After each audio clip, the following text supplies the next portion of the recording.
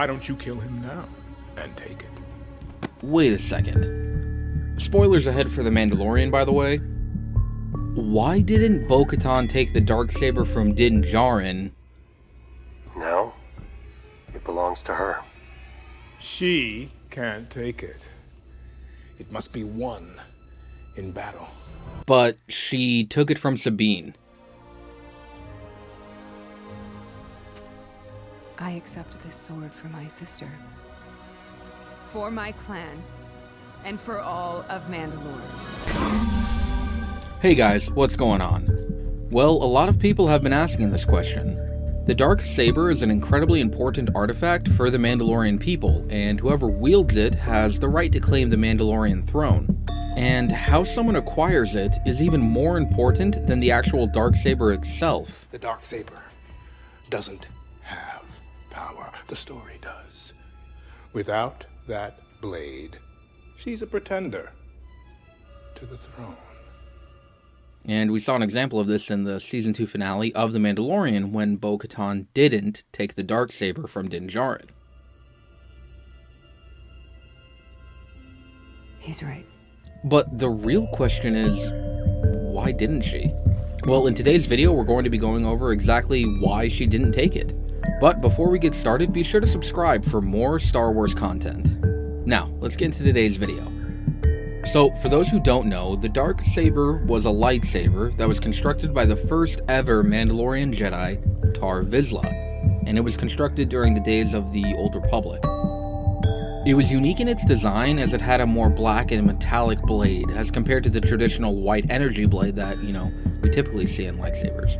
After Tar Vizsla died, the saber was held in the Jedi Temple until it was stolen back by a group of Mandalorians from Clan Vizsla. It was then passed down from generation to generation until it fell into the hands of Pre-Vizsla, whom we saw in the Clone Wars. Eventually, Pre-Vizsla lost the Darksaber to Darth Maul, who bested him in single combat and then claimed the Darksaber for himself, as well as claiming the throne and becoming ruler of Mandalore. In order for her to wield the Darksaber again, she would need to defeat you in combat. Years passed until the Darksaber fell into the hands of Sabine Wren, who actually stole it from Maul on the planet Dathomir, instead of earning it through combat. Now, that's super important to remember, because Sabine really didn't earn the Darksaber. Sabine wielded the Darksaber against the Empire and helped defeat Clan Saxon in the Mandalorian Civil War during the time of the Imperial Age. Sabine then passed the Darksaber to bo-katan, an individual whom she believed could unite the clans and rule Mandalore. Bo-katan unfortunately lost the Darksaber to Moff Gideon, and I made a video about how that happened if you guys want all the details. It's pretty good. It's actually my first video, so you guys should go check it out. Moff Gideon held the saber for some time until he lost it in single combat to Din Djarin like we saw in The Mandalorian. However, when Din offered the Darksaber to bo-katan, she didn't take it. Why was that, and why did she take it from Sabine when she offered it in Rebels? I was a little confused about that, so I decided to look into it. Okay, so first things first, why did she take it from Sabine? Well, first we need to remember that Sabine offered it to bo-katan and she refused at first, because, well, she felt like she had already had her chance to rule and she failed. Also, we need to remember that it was never Sabine's to give.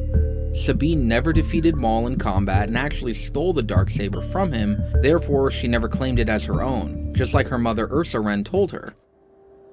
Where did you get it? From Maul. You won it from him in combat? Not exactly. Then you have no claim to it. So really when Sabine is holding it, it still belongs to Darth Maul, technically. But then Maul met his end at the hands of Obi-Wan Kenobi.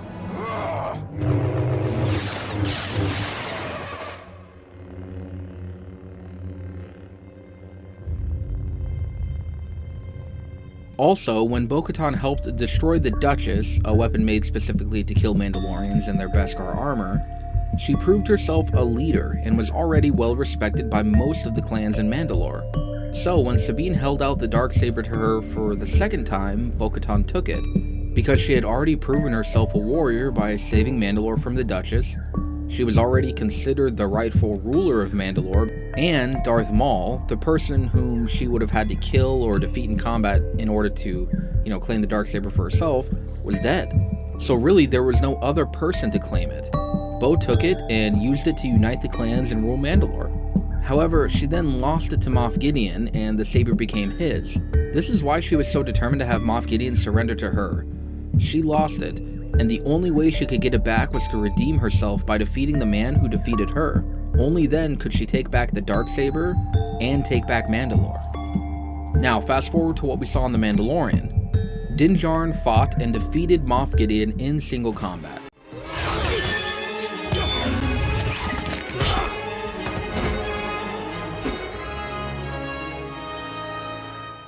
And although he didn't know it, he claimed the Darksaber for himself. Din Djarin had no desire to rule Mandalore or claim the Darksaber as his own, so he offered it freely to bo-katan. However, he quickly learned that she couldn't take it. I yield. It's yours. Oh, no. It doesn't work that way. The Darksaber rightfully belonged to Moff Gideon because Moff Gideon had defeated bo-katan. So when Din defeated Moff Gideon, the Darksaber rightfully belonged to Din Djarin. Bo-katan knew this. She knew that there was no way she could claim it for herself because there was someone who could rightfully claim it already. She had her chance to rule Mandalore and she lost to Moff Gideon. She missed her opportunity to beat him and reclaim the Darksaber, and basically she just missed her chance. And Din was more than worthy to claim the Darksaber because he defeated its actual owner. It's yours now. What is?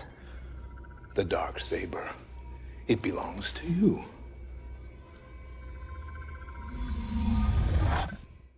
So, a little complicated, kind of confusing, but basically, Bo-Katan took it from Sabine because its previous rightful owner, Maul, was dead. There was no one else who had a stronger claim to it than Bo-Katan did. So she took it, united the clans, and ruled Mandalore. Then she lost it to Moff Gideon, making him the rightful ruler of the Darksaber. So she didn't take it from Din Djarin because Din did win it in combat against Moff Gideon, thus making him the rightful owner of the Darksaber. I hope that makes sense. Anyway, I was confused when I saw this, and I was kind of thinking like, you know, what the heck, why wouldn't she do this? I thought it was kind of like a faux pas, but after thinking about it, I think it makes sense. I am so excited to see what happens with The Mandalorian, with Din Djarin now being the rightful owner of the Darksaber, and how he will hopefully join Bo-Katan and help her reclaim Mandalore. It's going to be fun to see. Well, that's it for today's video. Let me know what you guys think in the comments below. Also, if you haven't already, be sure to subscribe for more Star Wars content. And remember to forever be a Star Wars fan.